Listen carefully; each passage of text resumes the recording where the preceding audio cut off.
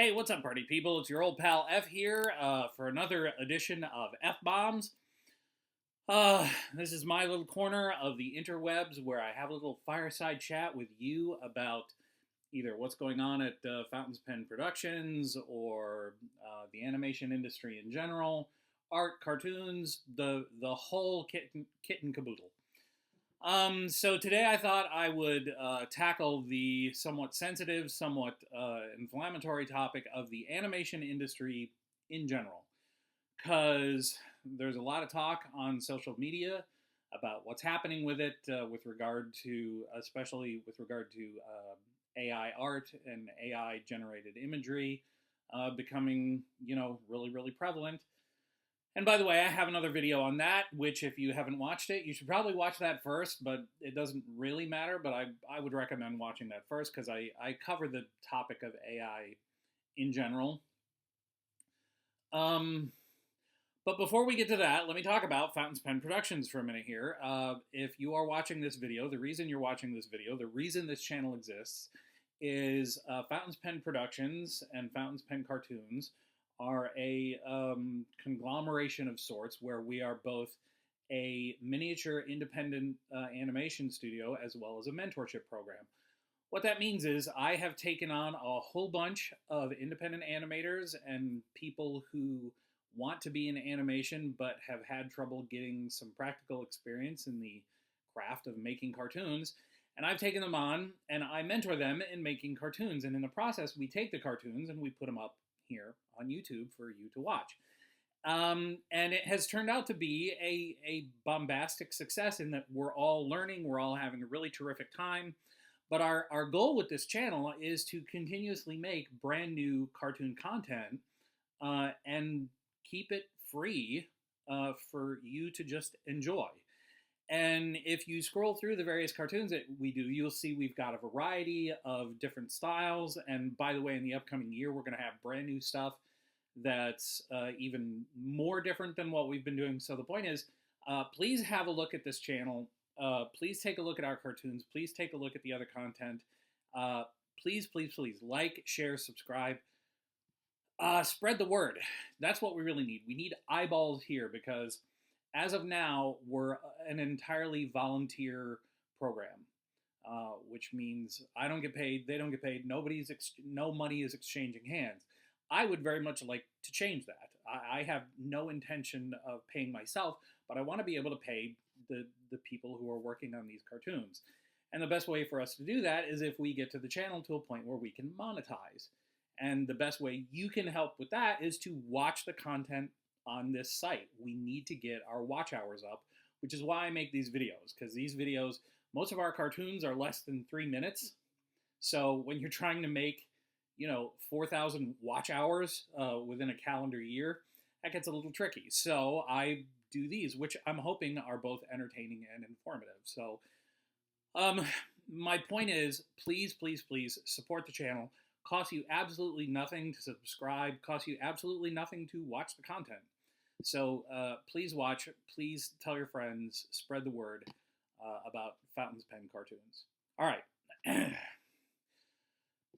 With that out of the way, let's talk about the animation industry. One of the reasons I formed this mentorship program and this channel and the reason it has evolved the way it has is because when I signed on to Twitter a couple years ago, and it was really just like a couple of years ago, I was amazed by how many young people are out there who cannot get practical experience in the animation industry. And one of the reasons they can't get any experience is that the job pool over the past couple of years has really started to close up. And just in the past year alone, it's been really, really nuts because I've been watching a lot of people that I used to work with, a lot of people that I've known throughout the course of my 25 plus years in the industry, some real heavy hitters, some really, really wildly talented, wildly experienced people who are out of work, who can't find jobs. And so, if you're 21 years old and you're trying to break into the industry and you're competing against someone, who worked on Moana, it's gonna be tough, and that's what I mean.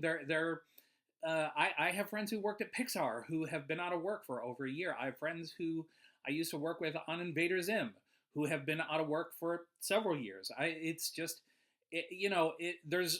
there are always ups and downs in the industry, and I experienced them when I lived in Los Angeles and I was knee deep in the industry. We experienced lulls, and there were periods where people would be out of work and stuff like that. But this one's big. I'm not gonna lie to you. This is more than just a lull where people have to sort of go for a year without working and then a new show gets picked up and they get another job. The industry is changing fundamentally, like down to its core. And to be perfectly honest, I don't know what all the answers are. And like I said, I'm seeing people on LinkedIn who are really, really scrounging for work who have been in the industry as long as I have. And there are people who've been in the industry for like 10, 15 years who are like, well, that's it. I'm getting a job at a bookstore, or I'm taking a job, at Walmart or whatever to make ends meet until things turn around. But that's the thing. You never know when they're going to turn around or if they're going to turn around. The competition is so stiff that it's really getting tricky out there. And I don't know what all the answers are, but I know what the answers aren't.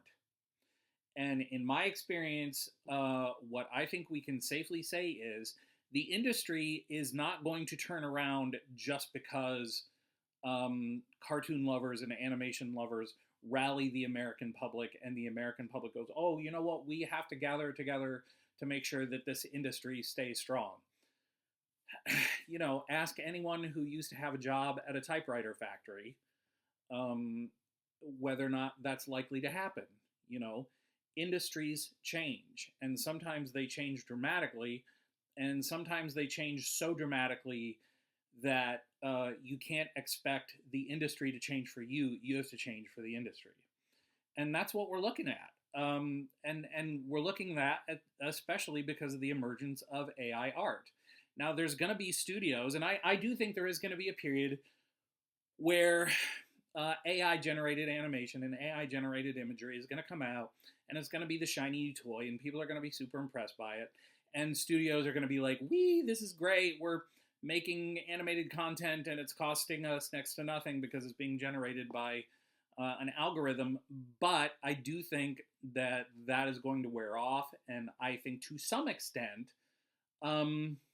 it's going to pull back. People are going to respond to it, and they're going to see that there is a human element missing from stuff that's generated predominantly by AI. But it's not going to go away entirely.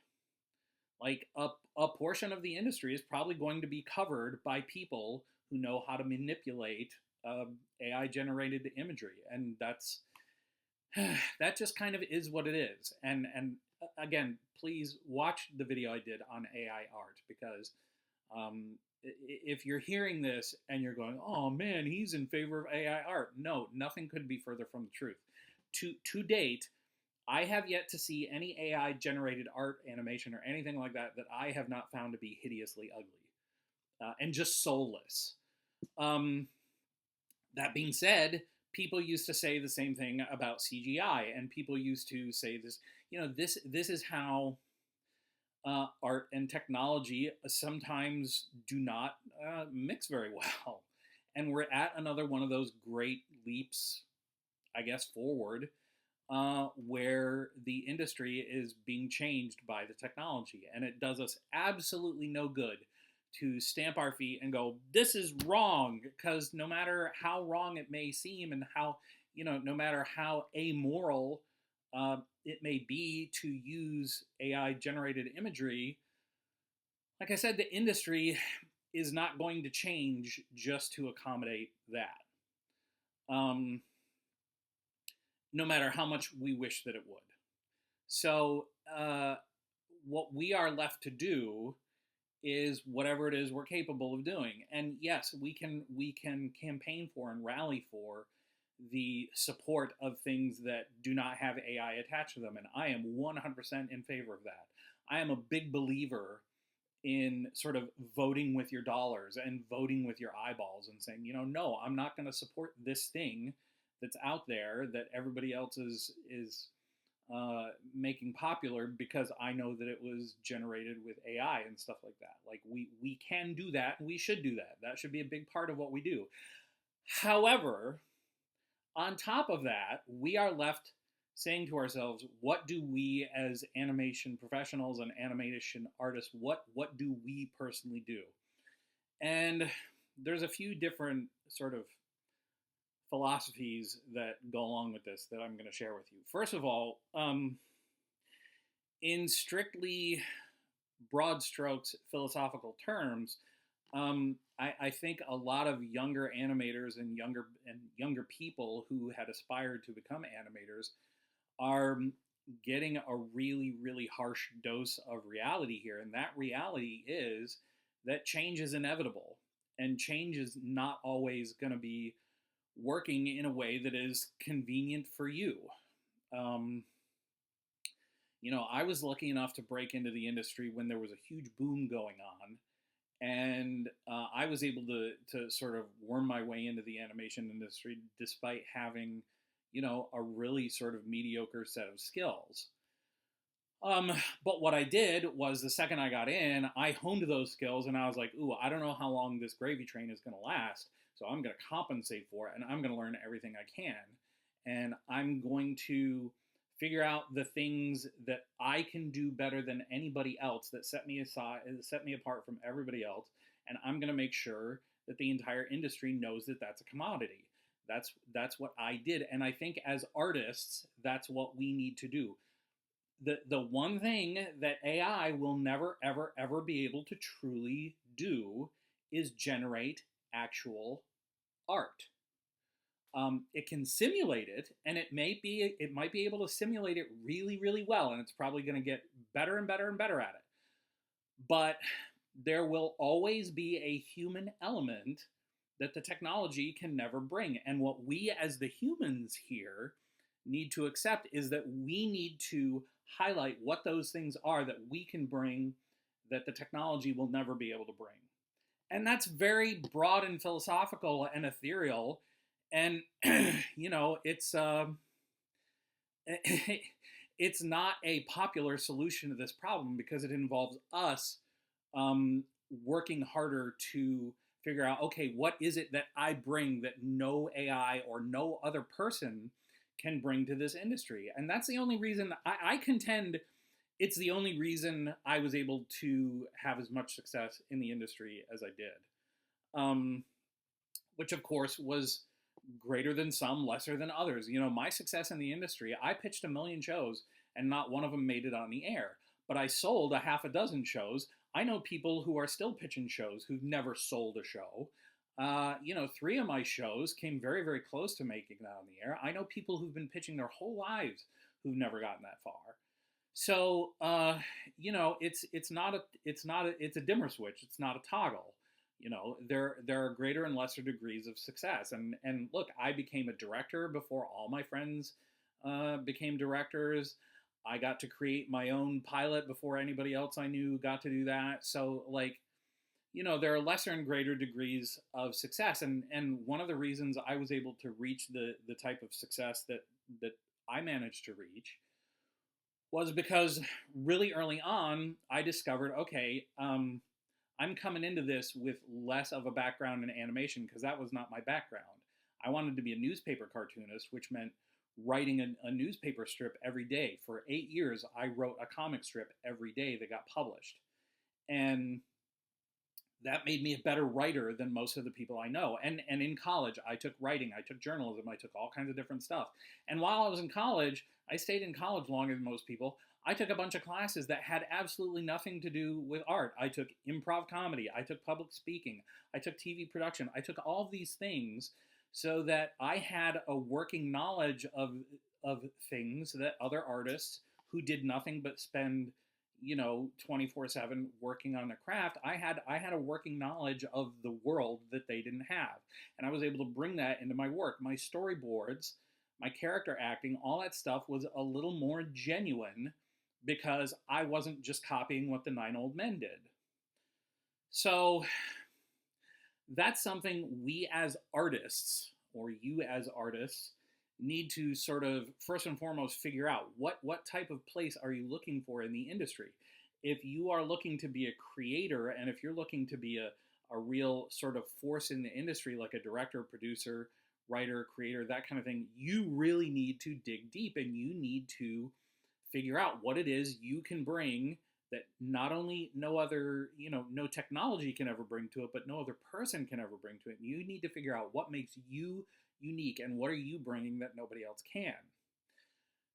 If you're the type of person who wants to get into animation strictly to be part of the collaborative process, that is to say, your background designers, your prop designers, people who storyboard artists, people who um, you know don't get their name really big on the screen, but have a lot to do with the actual making of the cartoon.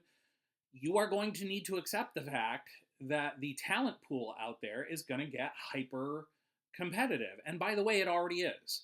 So, say if you're trying to be a storyboard artist, or if you aspire to be a storyboard artist, you're not going to be able to get away with just doing the sort of standard issue, American Dad style storyboards that you've been doing your whole life. If you're a character designer and you've been doing nothing but anime style your whole life, you're going to have to say to yourself, okay, how badly do I want this? And if you want it badly, you're going to have to learn to do other styles. You're going to have to learn to be a chameleon and make yourself a commodity to, anybody out there who's looking. Because, like I say, the job pool is going to shrink. And it already has. And it is really weeding out the people who, may be very, very, very good or even great or even exceptional at their jobs, but don't bring anything special to it. And look, I'm not trying to downplay those people. It's been a very necessary component in the industry for a long time to have people who are good at doing things like in-betweens, and who are good at doing the things that don't necessarily get a lot of the hoopla, but were very important to the the pipeline of animation. But those jobs are going to start disappearing. So, and again, we can stamp our feet and scream and holler about how terrible that is, but A, I don't think it's going to do any good, and B, again, talk to anybody who worked at a typewriter factory. Talk to anybody who worked at a VCR assembling plant. Talk to any of those people. And they'll tell you, yeah, I had to rethink everything, and I had to figure out another way of tackling all this. Now, the flip side to this coin is that we have things like YouTube, and we have other platforms that are video sharing platforms, and I think, along with the boom of technological advancement, there has been a sort of growing interest in independent productions and independent everything, frankly. On the one hand, you've got Marvel, who for a long time was just dominating the box office, like just it was like printing money every time they put, Marvel on the top of the screen. And now they're in an absolute slump. Because people got fed up. They got fed up with the formula. They got fed up with the same thing over and over and over again, to the point where it's become a parody of itself. And you've got something like Thor: Blood and Thunder, which flopped at the box office, but then you've got Has Been Hotel, which is making a big splash on Amazon Prime TV. A thing that started out as an independent production. So that's what I'm talking about. On the one hand, yes, the big commercial stuff, that's going to get super competitive. It already has. And if that's what you aspire towards, you are going to have to buckle down and get ready for a knockdown, drag out, competition with your peers. And by the way, sometimes it's going to be you that gets hired, and sometimes it's going to be them. And you've got to figure out a way to not be miserable when that happens, because that is a recipe for misery. is looking at what other people have and going, how come it's not me? 'Cause trust me, I used to do it all the time. And it's not going to make you a better artist. It's not going to make you a better animator. It's not going to make you a better person. So there's no point in sort of getting wrapped up in that. What you should always be focused on is, what can I actually do? Um, and the short answer to that, of course, is, as I've been saying, hone your craft. Find out what it is you have to offer that nobody else has to offer. Because what I do think is going to happen is, yes, we're going to see a lot of very fancy AI generated imagery, and we're going to see entire movies and entire TV shows that are practically 90% AI generated. Uh, and they're going to get their usual, amount of success. But then you're going to have people doing independent productions that are also going to see success by the crowds and crowds of people who do, they don't just crave content, they want actual art. And that's going to be the real difference here. Now, that being said, I do think we as artists need to look at this technology and go, okay, how can I use this technology to keep us artists working while still taking advantage of the technology itself? I do believe AI can be a valuable tool. My big problem come with AI, especially with AI imaging, is when people type in a bunch of prompts, create an image, and then go, look what I did. That's not, it's not art, first of all, and you shouldn't be going around saying this is what I did, because it was literally a composite image with stuff stolen from other people. So sorry, that's not art. But if you are working within the industry and you use AI as a tool, and that makes you better, faster, and more productive at what it is you do, and you use it as a means to an end, I think that's not only morally justifiable. I think it's going to be necessary. I think we're gonna need to use this technology so that artists take over the technology, instead of a bunch of tech bros who suddenly have decided that they're artists. I think it's important that we, the artists, learn to use the technology at least as well, if not hopefully 10 million times better, than the people who don't know anything about art at all and don't know anything about balance and imagery and drama and all of the things that we put into art. And that really is, that is the good news of it all, is that no matter what, time and time again, society has shown that it craves human connection, and that's where the arts come in. That's why the arts exist. They're, they're means for people to sort of connect through a common story and go, oh, these experiences mirror my own, or these experiences inspire me to be a better person, or achieve great things, or that character is my hero, or that character is me, or that character is who I would like to be. That character is who I never want to be. Like, these are all things that a computer can never bring to it. I've often said, you can ask any kind of AI generator what's it like to jump out of an airplane, and all it can tell you is what it can pull from the vast resources of the internet as to what it's like to jump out of an airplane. But I've actually jumped out of an airplane. So when I describe what it's like to jump out of an airplane, there's going to be a sincerity there, and there's going to be a genuineness there, and an authenticity there that nobody who's never jumped out of an airplane and no computer will ever be able to replicate. So that is our big hope, in my opinion.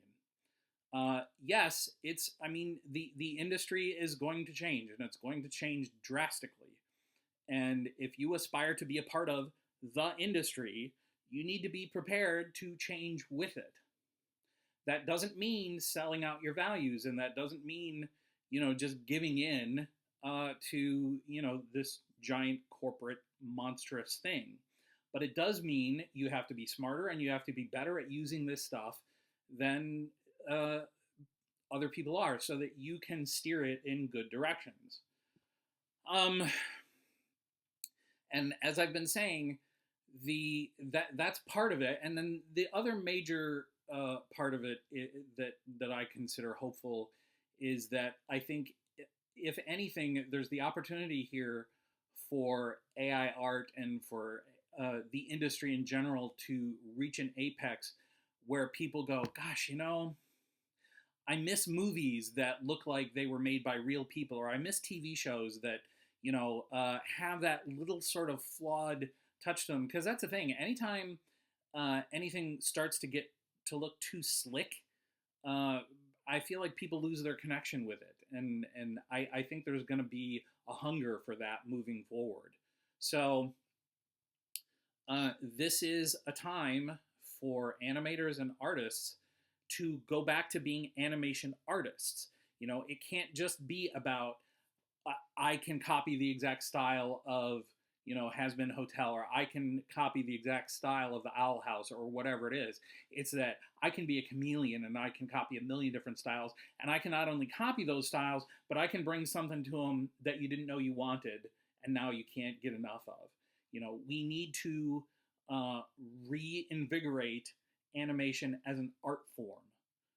Because, like I said, the algorithms and the AI, it's never going to be able to produce true art.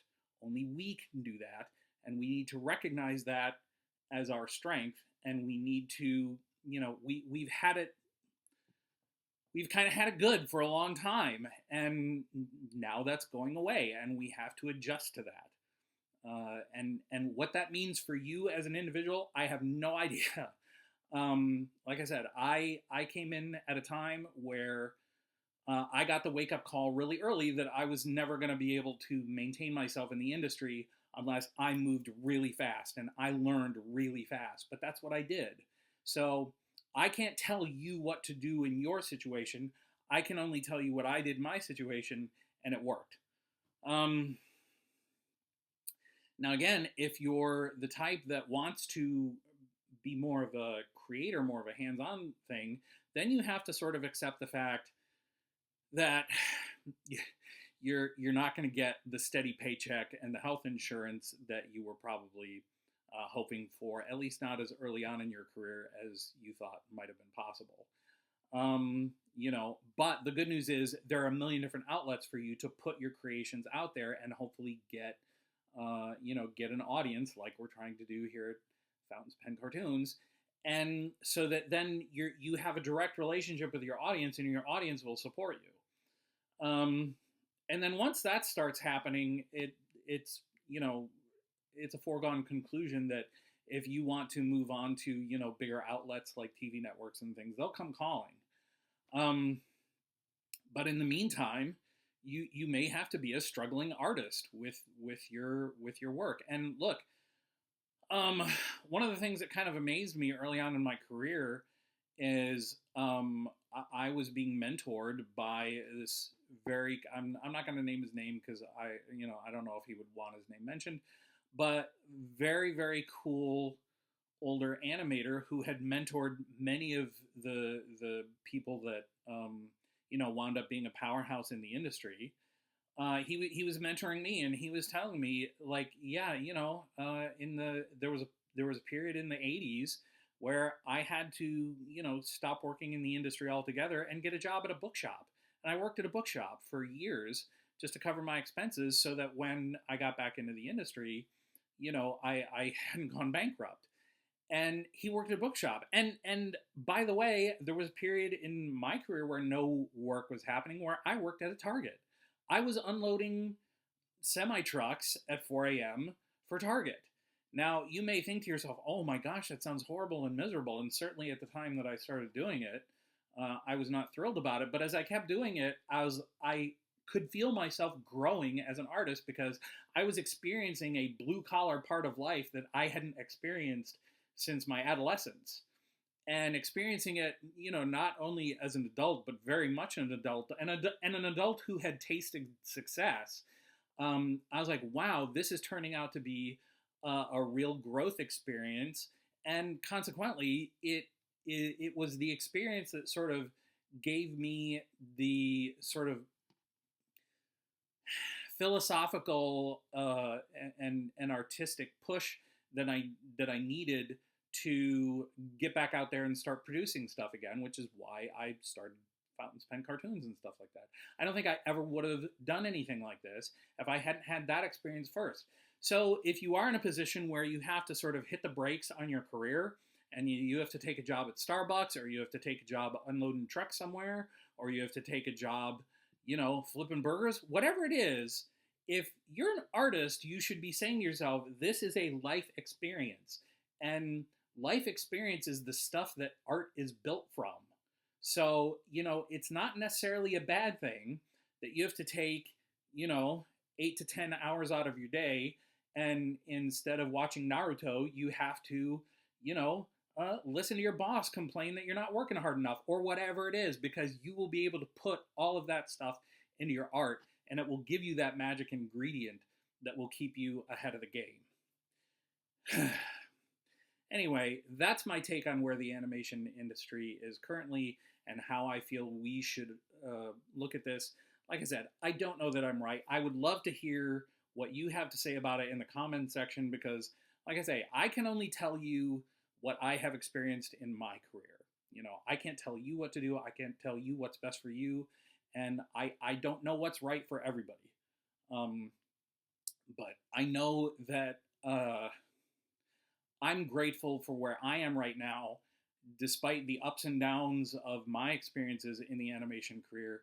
And of course, I want the same for you. I want you to have a full, enriched, satisfied life. So I'm hoping that this little talk has given you some things to think about and some different ways of potentially approaching, your career. And if you're just a fan of cartoons, stick with us, because I do think that this sort of tumult that the animation industry is experiencing is also going to give birth to some of the greatest stuff that the art form has ever seen. So stick around. I believe great things are on their way. Anyway, everybody, that's going to wrap it up for today. I hope you have found this helpful on some level. Like I say, I would love to hear your opinions in the comments below. Until next time, it's me, your old pal F. Zigga zigga, party people.